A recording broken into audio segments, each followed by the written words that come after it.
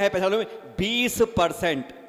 हम जगह जगह शोर मचाते हैं कि सरकार कहती है 44,51,753 की गिनती जैनों की है, पर हम जैन कहते हैं 2 करोड़ 3 करोड़, हम बहुत करोड़ हैं। लेकिन जब मालूम चलता है कि हम लगातार गिरते जा रहे हैं, सरकार ने कहा था कि 1975 हम 2 हमारे 2, पर हम उसे एक कदम आगे निकले, हम 2 हमारे 1। और दूसरी बात, मैं मंच पे जो बैठे महाराज जी से कहूंगा कि हमारे ब्रह्मचारी भी कई साधु बनने लगे हैं। तो ऐसे में सबसे ज्वलन समाज है।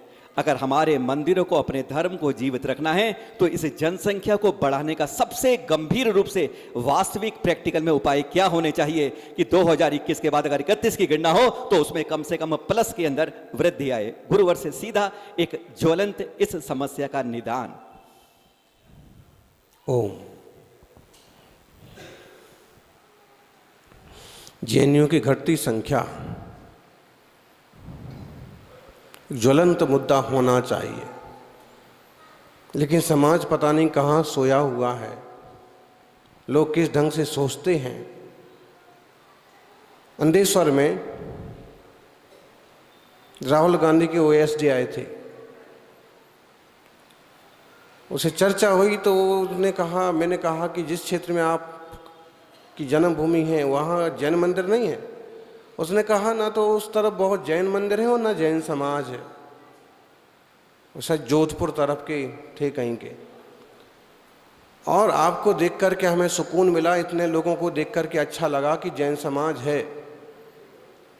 और अगर जैनों की जो संख्या घट रही है इसी ढंग से घटती गई तो मुझे लगता है कि लुप्त प्रजातियों में जैनों का नाम आएगा। उस व्यक्ति ने वो बात कही।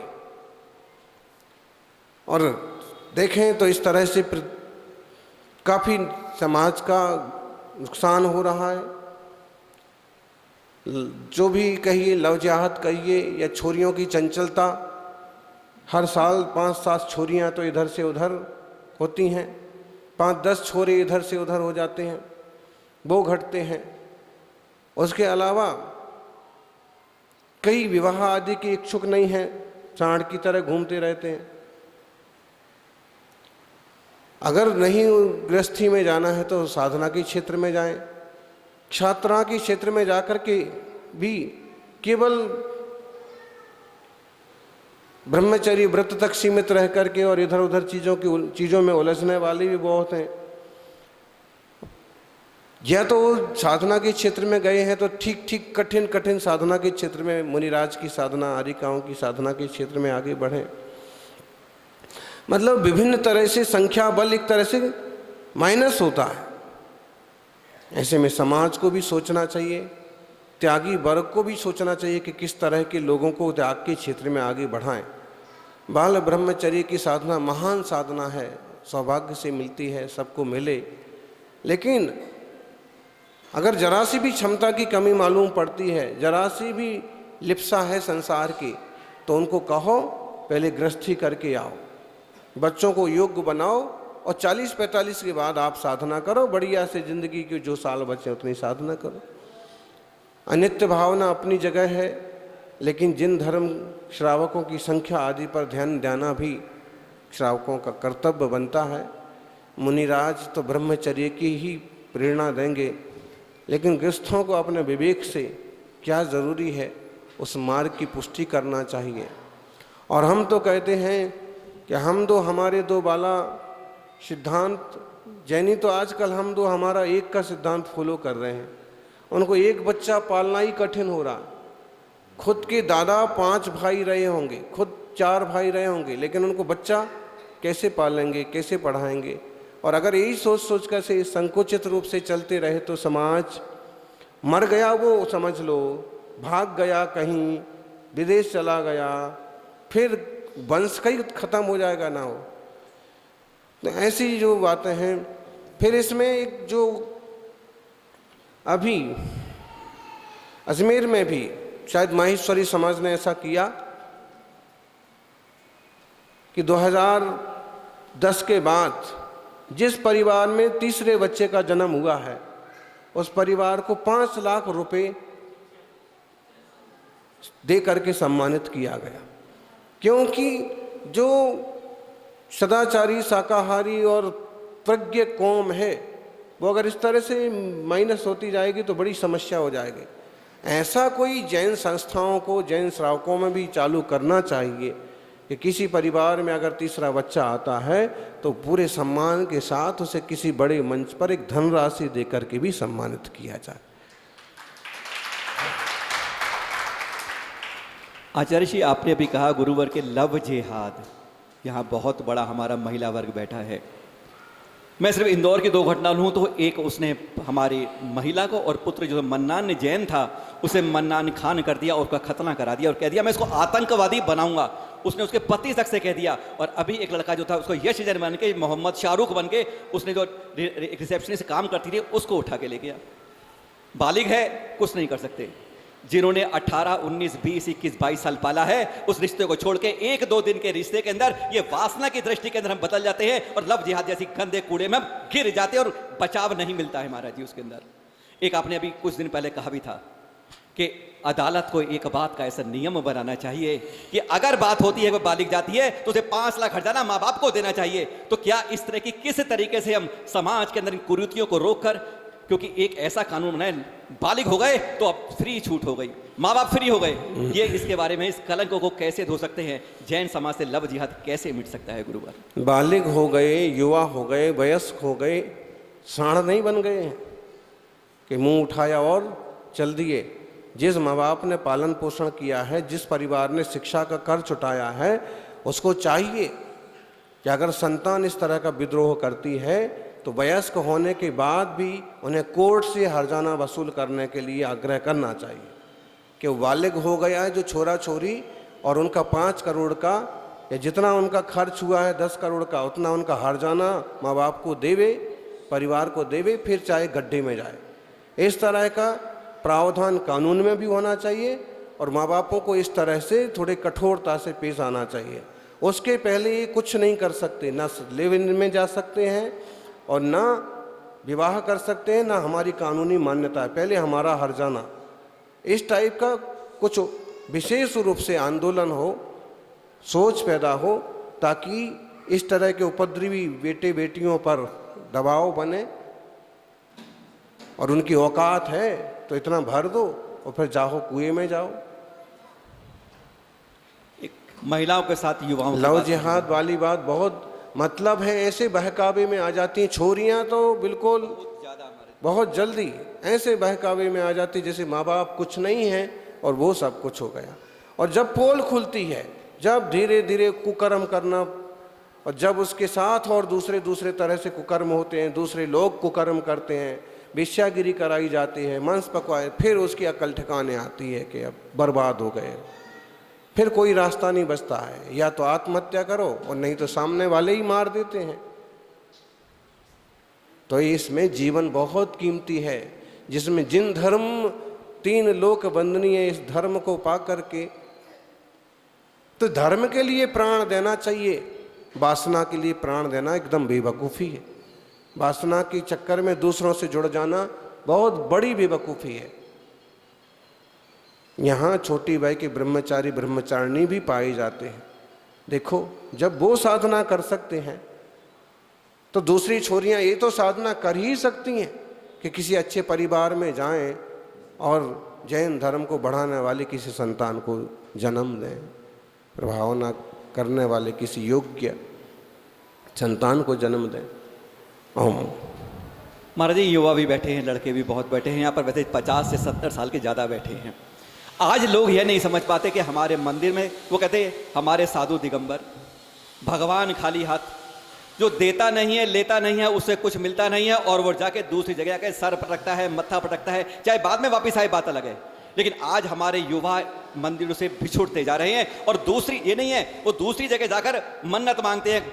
जितने अपने मंदिर में नहीं जाएंगे उतने अन्य मंदिरों में जाकर मत्था टेक देंगे महाराज जी। इसको वापस कैसे लाएं कि वो समझते हैं कि यह खाली हाथ बैठे हैं, कोई चीज़ अपने पास रखा नहीं है, एक धागा नहीं है, वो सब कुछ उसी से मिलता है, कहते हैं छप्पर फाड़ कर मिलता है। उनकी खोपड़ी के अंदर, दिमाग के अंदर ये कैसे उपज हो पाए कि हमारा युवा वापस अपने मंदिरों में लौट कर आ जाए?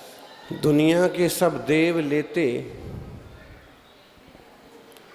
पल्ला झाड़ के और मेरे आदिनाथ देते छप्पर फाड़ के। एक बहुत बड़े बैरिस्टर हुए, बहुत बड़े विद्वान वकील हुए, चंपत राय, और विदेश में जैन धर्म की प्रभावना उनकी बड़ी भूमिका रही। एक बार किसी ने कहा कि तुम्हारे भगवान के पास तो कुछ भी नहीं है, पूरी तरह से दिगंबर हैं, वे दुनिया को किसी को क्या देंगे, हमारे भगवान के पास देखो क्या क्या है, इतने सारे जेवर हैं, ये है वो है। उन्होंने कहा कि हमारे भगवान वीतरागी हैं और आपके भगवान वित्तरागी हैं। परम शांति के लिए वीतरागता जरूरी है और अशांति के लिए वित्तरागता जरूरी है। सामने वाले ने कहा कि तुम्हारे भगवान के पास तो कुछ नहीं है, लेकिन तुम लोग कितने अमीर होते हो। तो उन्होंने कहा कि हमारे भगवान सब छोड़ छोड़ के गए हैं कि ये सब तुम्हारे लिए, दुनिया का दुनिया को अर्पण, इसलिए जैनी अमीर होते हैं और आपके भगवान खुद ही रखते हैं, तो आपके यहाँ कमी बेसी होती है। एक बात निश्चय समझिए कि जिनके पास कुछ है वो कुछ दे देंगे, ऐसी सोच रखना ही बेवकूफ़ी है, क्योंकि कुछ है तो उन्हें कुछ और कुछ और कुछ और चाहिए। लेकिन जिनके पास कुछ नहीं है उन्हें कुछ चाहिए नहीं, अपितु जो भी आएगा उसको भी खुले दिल से आशीर्वाद मिलेगा, उसका भी भंडार भर जाएगा। और एक बात समझें, सीधे रुपयों के आदान प्रदान से लेन देन नहीं होता है। इंसान का पुण्य, इंसान का भाग्य उसके काम आता है। देवशास्त्र गुरु की आराधना से भाग्य बनता है, पुण्य चमकता है और धन संपत्तियां बढ़ती हैं, लक्ष्मी का आगमन होता है। और भाग्य अच्छा है तो आप कहीं भी मन्नत मांगो, आपका काम हो जाएगा। भाग्य खोटा है तो आप कहीं भी मन्नत मांगते रहो, काम नहीं होगा। बहुत सारी घटनाएं आप देखते हैं, सुनते हैं, अमुक देवताओं के यहाँ गाड़ी भर के गए, पूरा एक्सीडेंट हो गया, परिवार चौपट हो गया। रोज हर अमावस्या, हर मेले पर ऐसी 10-25 घटनाएं तो भी आंखें नहीं खुलती हैं। इसलिए कहते हैं देवता भी एक तरह से संसारी हैं। केवल देवताओं के माथे मत पड़ो, वीतरागता को समझो। लालसा कर करके कितने मर गए, और मान लो तुमने मांगा और मिल भी गया तो जोड़ जोड़ के भी रख के कितने मर गए। उपलब्धि क्या हुई? वीतरागता को समझने से उपलब्धि होगी। आत्मा की शुद्धि का मार्ग है देवशास्त्र गुरु की आराधना का मार्ग। उस आराधना से सांसारिक उपलब्धियां भी होती हैं और इस आराधना से शांति भी होती है। युवाओं को चाहिए कि वे लोक व्यवहार के लिए, सामाजिक रीति नीति के लिए भले समाज से जुड़ें और संस्थाओं से जुड़ें। कहीं आमंत्रित किया गया है तो उन मंडलों से जुड़ें, लेकिन एक बात निश्चित रखें कि अपना व्यवहारिक कर्तव्य करने के बाद भी ये निश्चित रखिए कि देवशास्त्र गुरु की आराधना से ही आपका उद्धार होगा। रोज जिनालय जाएं, जिन दर्शन करें। ये बात भी है, कई बार बड़े बुजुर्ग खटखट करते हैं, पंथवाद को लेकर के मंदिरों में खींचतान होती है, तो इससे भी युवाओं का मन खट्टा हो जाता है। व्यवहार को लेकर मन खट्टा, कुछ भी है, सब चीज़ों से थोड़ी सी उदासीनता बरतें, लेकिन गुरुओं से, भगवान से उदासीनता नहीं बरतें।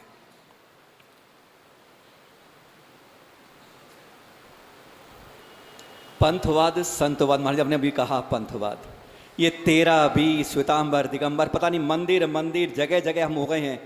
इन सब में बटते बटते कहते हैं जैन समाज आज महावीर के वंशज टुकड़े टुकड़े हो गए हैं महाराज जी। क्या इन सबको ही बरगद के पेड़ के नीचे क्या एक बार, कई तरह के फल होते हैं, कहते हैं एक बगिया के अंदर एक गुलाब ही नहीं होता है, प्रत्येक तरह के फूल होते हैं, हर का अपना रंग होता है, लेकिन जब बगिया में हर रंग का फूल चमकता है तो वह बगिया कहलाती है गुरुवर। तो आज हम अगर यह पंथवाद जीवित है, 13 पंथ है, 20 पंथ है, नहीं मिटता है, तो उसमें भी रह के क्या हम एक नहीं हो सकते हैं? क्या फार्मूला है उसको हम कि हम S2O करें, एक तो हो जाए कम से कम। वीतराग निर्ग्रंथ जिन शासन ही मंगलमय प्राचीनतम निर्ग्रंथ परंपरा का शासन है। 24 तीर्थंकर वीतरागी हुए। इन पर अगर कोई ब्लेम करने लग जाए कि कोई अरहंत नाम के राजा थे और जैन धर्म चला, कोई कहे महावीर से चला, कोई कहे जंगल से कोई आ गए और उनसे चला, ऐसी बेहूदगी हरकतें और बातें बिल्कुल भी सहन नहीं की जाना चाहिए।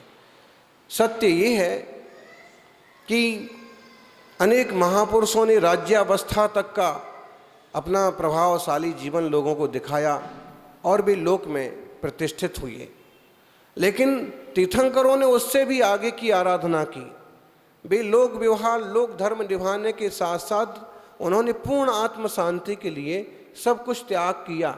निर्ग्रंथ तपस्वी बने, वन में जाकर के पंच महाव्रतों की आराधना करते हुए पर द्रव्यों से भिन्न पूर्ण शुद्धोपयोग की आराधना करके शुद्धात्मा को पाने का पुरुषार्थ किया।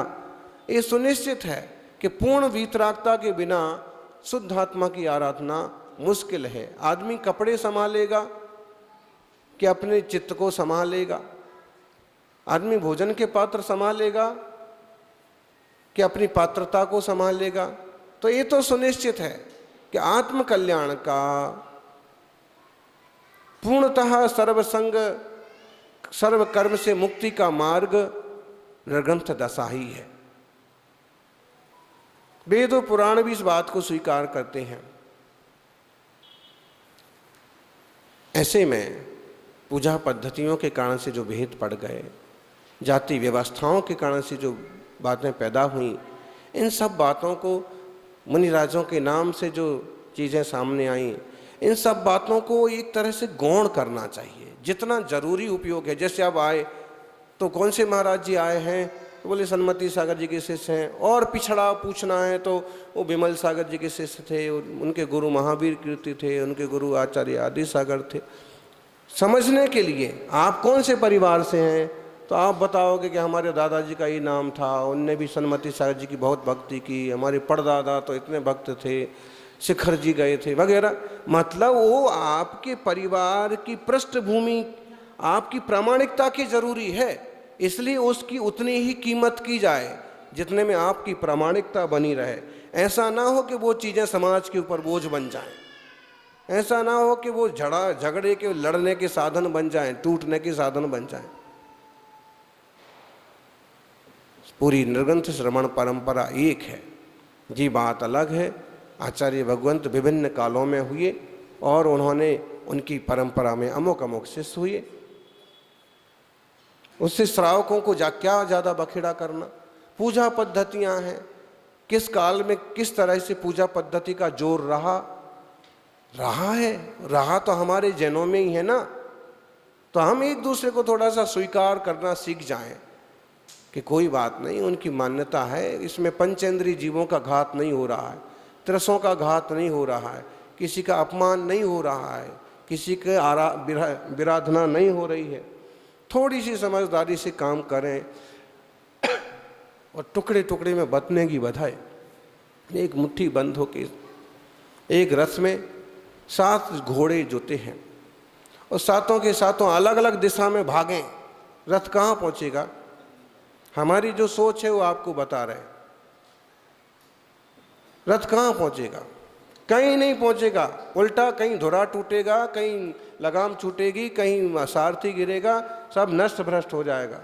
और सातों के सातों घोड़े अगर एक दिशा में दौड़ें तो क्या होगा? रथ लंबी दूरी हासिल करेगा, ऊंचाइयां हासिल करेगा। वैसे ही दिगंबर जिन शासन है, इस शासन के हम सब समझ लो एक तरह से घोड़े हैं। चाहे वो 7 आचार्य हों, चाहे 2 आचार्य हों, चाहे मुनि परंपरा हो, चाहे मुनि संघ हों, चाहे वो वरिष्ठ श्रावक हों, चाहे शक्तिशाली श्रावक हों, चाहे सामान्य श्रावक हों, ये जिन शासन रूपी रथ के हम एक तरह से घोड़े हैं। और हमें इस रथ में जुट करके इस जिन शासन को इतनी दूर तक, इतनी ऊंचाइयों तक ले जाना चाहिए कि जो भी इसमें यात्रा करे वही आनंदित हो जाए, वही सुखी हो जाए। एक शब्द कहा गुरुजी आपने इस सवाल के जवाब में, त्रसों का घात। ये जो चींटी चल रही है, पैर के नीचे ना जाए, ये अहिंसा अहिंसा अहिंसा करके हमने दुनिया में जैन धर्म को तो ऊंचा कर लिया, पर हम वास्तव में नीचे हो गए। आज अहिंसा का हमने वो पहन करना नकाब, अपने को कायर और नपुंसक तक बनाए। 2.5 दिन के झोपड़े की बात कर रहा हूँ महाराज, ये 12 दिन पहले की। आज हम अचल तीर्थों पर कितने वो हैं, वो उपसर्ग रहते हैं, कहते साधु कुछ नहीं करते, हम तो उससे ज़्यादा दिगंबर हो गए हैं। आज हमारे अचल तीर्थ कितने असुरक्षित हो गए हैं, यह बात आज कोई सोचने की बात है। हम क्यों ऐसे कायर अहिंसा का नकाब पहन के हो गए हैं? अरे चींटी को बचाने के चक्कर में कहते हैं हम अपने साधु को बचाने नहीं जाते हैं, और ढाई के झोपड़े में हमारा साधु सामने खड़ा है और जो मर्जी बोल गया है। आज हमारी उम्मीद है कि हमारा समाज में किसी में इतनी हिम्मत नहीं आई कि वह कुछ बोल सके। क्या इसीलिए अहिंसा का पाठ पढ़ाते हैं हमारे साधु? क्या यही हमारे पास सबसे बड़ा पैकिंग का माल है अहिंसा, कि हम इतने कायर कमजोर हो जाएं? या अहिंसा को छोड़कर अब हमें हिंसा का पालन करना चाहिए? कम से कम अपने साधुओं की, अपने धर्म की सुरक्षा के लिए उस हिंसा को जरूर लेना चाहिए। क्या फर्क है वास्तव में अहिंसा का? हम उकसाएंगे तो नहीं, लेकिन ये बात सही है कि इतनी बात जितनी दिगंबर मुनियों को किसी ने कही, किसी और धर्म और संप्रदाय में कहीं कही जाती तो अभी तक हिंदुस्तान में आग लग जाती।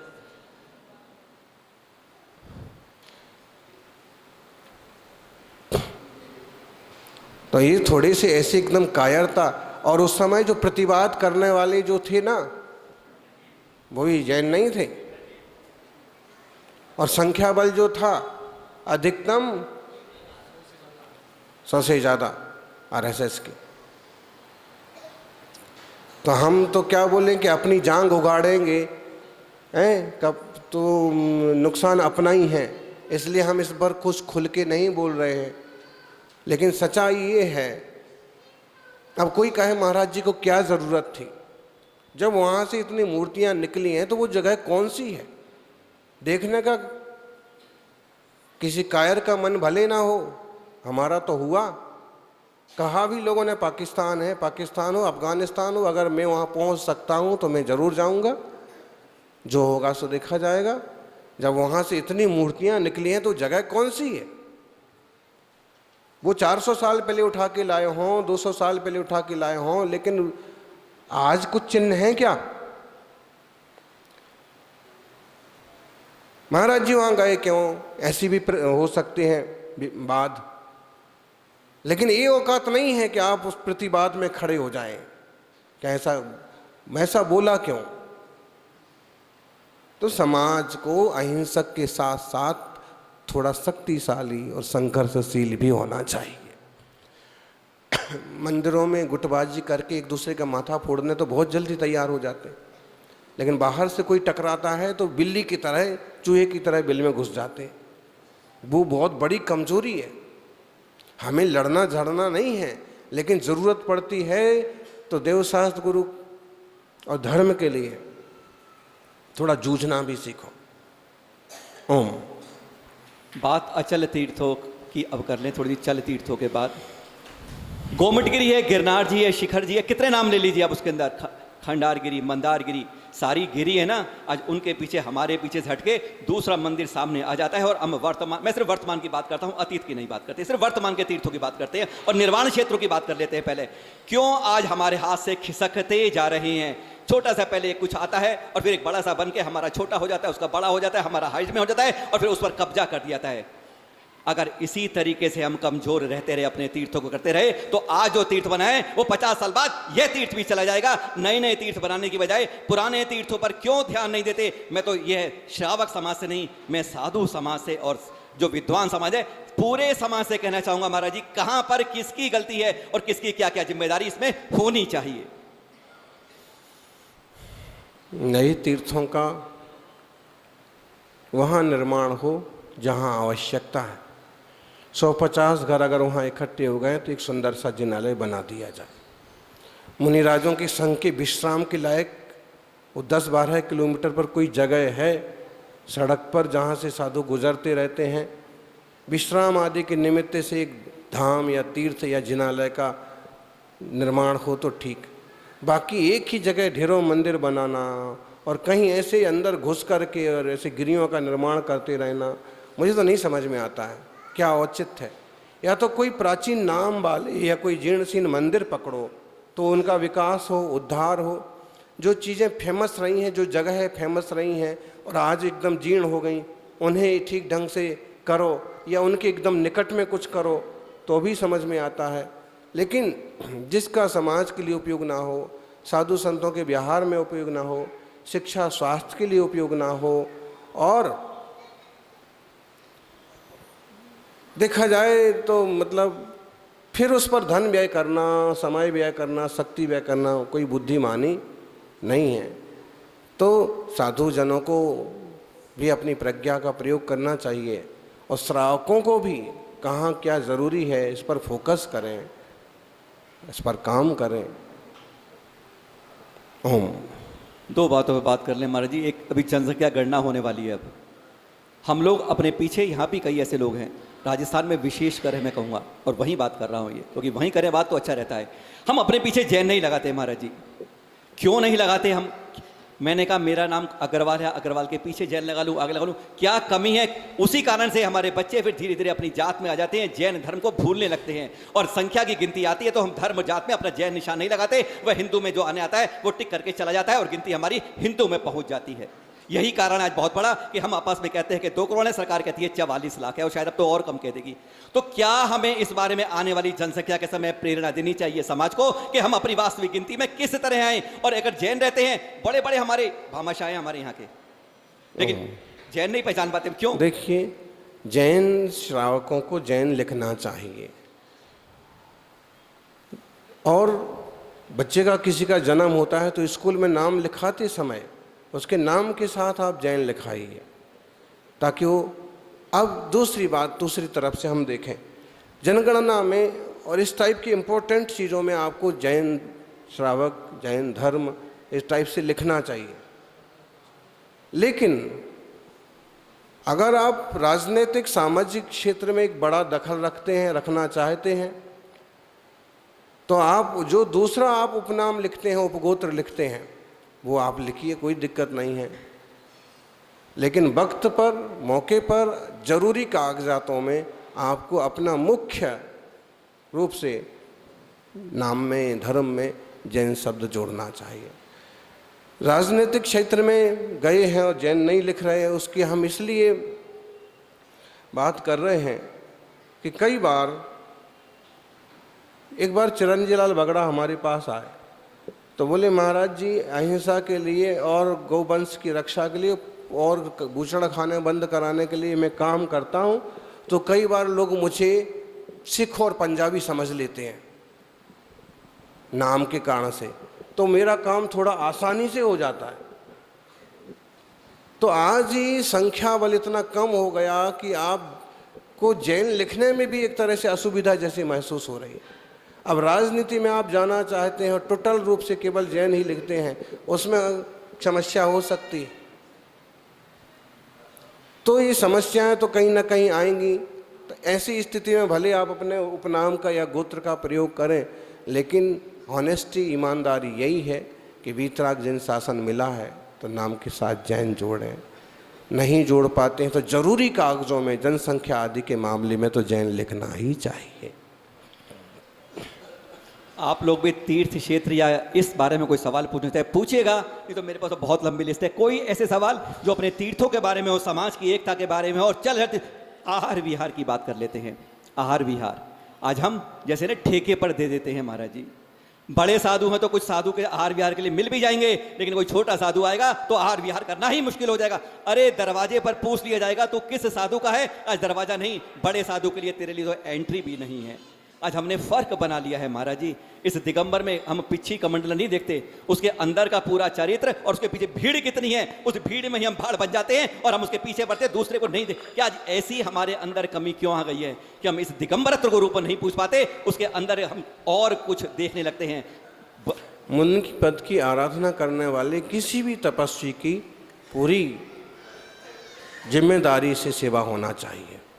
और पंथ और ग्रुप, इनकी एक प्रतिज्ञा होना चाहिए कि चाहे नगर में कोई भी मुनिराज आए, अगर भी साधना निष्ठ हैं और 2-3 आदि की संख्या में हैं, तो उनका भली भांति पूरा का पूरा निर्वाह कराएं, सेवा करें।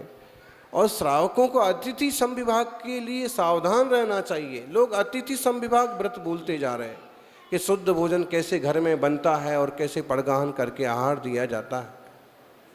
ये श्रावकों का गुण है। मुनिराज तो प्रवचन आदि के माध्यम से सिर्फ संबोधित करते हैं कि श्रावकों को ऐसा करना चाहिए, आहार देना चाहिए, नियम लेना चाहिए, और अभी तो भारी भारी नियम भी नहीं देते हैं। जैसे पूर्वाचार्यों में अक्सर कर शुद्ध जल का त्याग कराते थे,